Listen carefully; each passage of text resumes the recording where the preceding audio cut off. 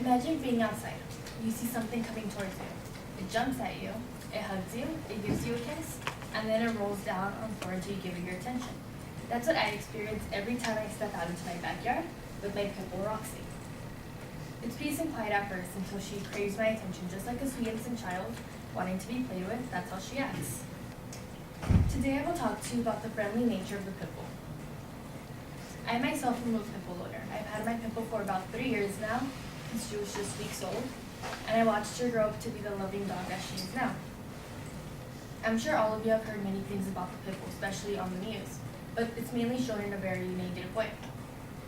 Today I want to expose to you the illusion of the dangerous and vicious pit bull, which is actually kind and friendly. On several occasions, you will see the media talk about pit bulls. Pit bulls are often seen in a very negative way. Media, especially movies, portrays the pit bull in this manner. Just like Colin states in his website, since the 1980s, the media has falsely portrayed the pit bull as a bloodthirsty monster, inherently more dangerous than other strong breeds of dogs. But it's mainly society's fault that the pit bull is misunderstood, because society decides in what way to portray the animal. Just like the website Vitamins of Pit Bull states, and I quote, "No breed in the world is more feared and misunderstood than pit bulls. A powerful and muscular dog by nature, the pit bull's imposing appearance has resulted in the entire breed being vilified as one of the most dangerous in the world."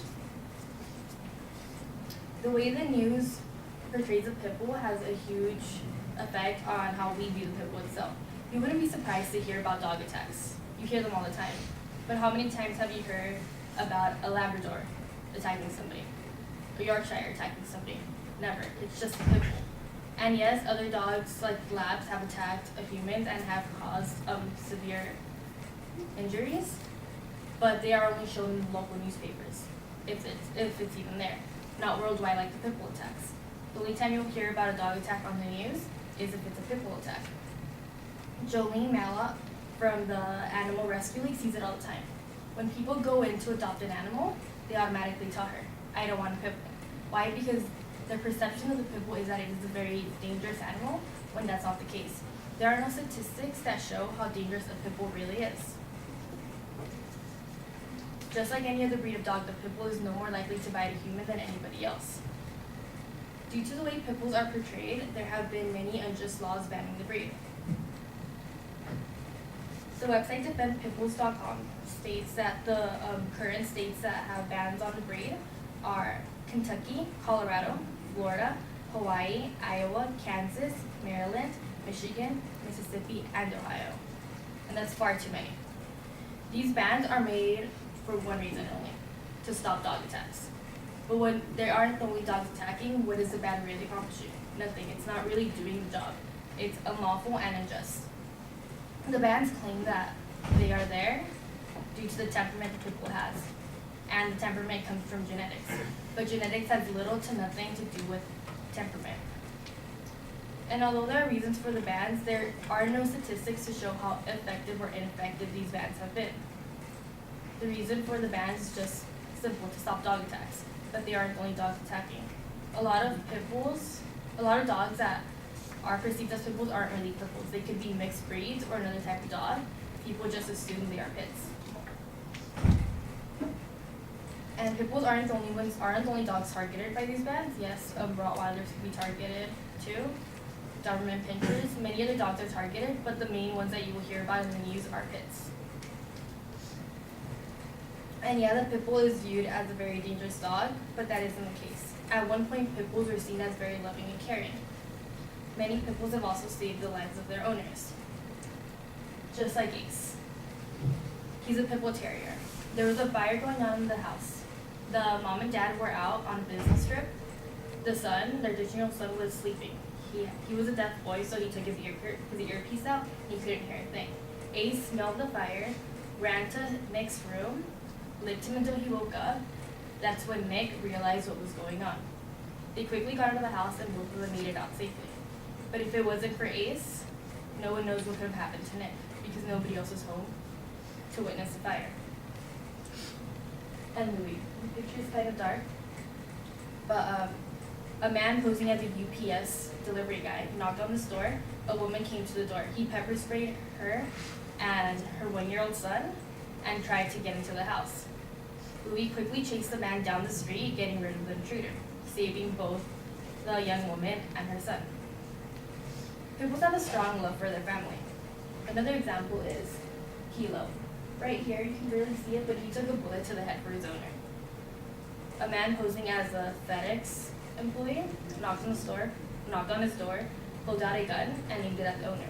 That's when Kilo jumped in front of him and took the bullet to the head, just to defend his owner. Kilo luckily made it out alive. The top picture right here is a shot from when they're leading him to the vet for a checkup, but he did take a bullet straight to the skull for his owner. Pit bulls tend to care more about their owners than themselves. As you can see, all these pit bulls have one thing in common: the love they share for their owners and the people that love them. If it wasn't for these heroic dogs and the people they help, they would not be alive today. Many stories are often shown on the news about pit bulls, but how many have you heard about the good deeds they've done? That would be little to none. Just like any other breed of dog, the pit bull is no different. Caring and loving, yet protective. Yes, a pit bull can get defensive, but it's only to protect its family. The pit bull is just like any other breed of dog, no different than any other. Yes, some pits may attack. That does not define the breed, and it does not speak about the whole breed itself. Just like if a man kills 10 people, that does not define the man or his race. Pit bulls are friendly and loving just like any other animal. Thank you.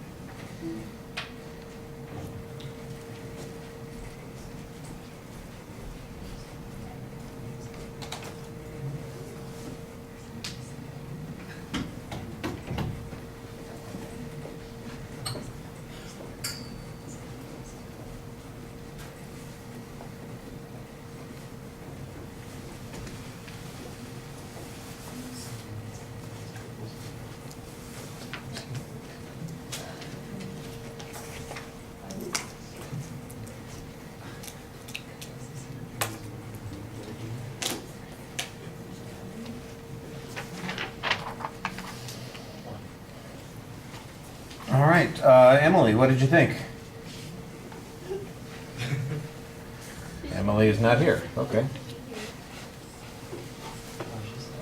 Well, that saves us some time then. I like the visualization that you had at the beginning for your attention device of your pit bull and the greeting that you get. You've got a very clear statement of your goal. It's almost a persuasive speech at the end, so you want to be a little bit careful about that. I thought that there were a lot of claims about pit bulls that are made that needed some more substantial information. There was one source that was given early on. You quoted somebody, but I don't know who that person is and what their qualifications are. They just know their name. Then there's a website that you go to, which is not necessarily a bad thing. Of course, it is an advocacy site for pit bull owners, so I think there might be a little bit of potential bias there. It would be helpful if there was some statistical information about the frequency of dog attacks and what breeds were involved there. I didn't hear any data like that. You go off on how the media is against pit bulls and they misrepresent them all the time. And then you've got two of your three examples look like they were media reports about the heroic pit bulls saving the day. So I'm wondering, okay, is the media celebrating the pit bull or vilifying the pit bull, or are they simply reporting on the news? If they're simply reporting on the news, then maybe there's some other information that's not been covered that you need to have in your speech. And I thought that kind of undermined your position a little bit. I think you've got good examples, and I like those examples about the pit bulls caring for their families and providing support and protection in the ways that they did. I thought those are good illustrations of the point. And they make the speech. That's the most interesting thing about the speech, are those kinds of things where the dogs actually were important to the family or made a difference, and I like the stories that you told on those situations. There was one that was a little bit redundant. I think you had two that were basically the self-defense kind of thing. The visuals they're merely satisfactory. I like the picture of your dog. That's kind of cute. And then the other dogs, it's just, 3 more pictures of pit bulls in the course of the stories that you're talking about. There's not any comparative data.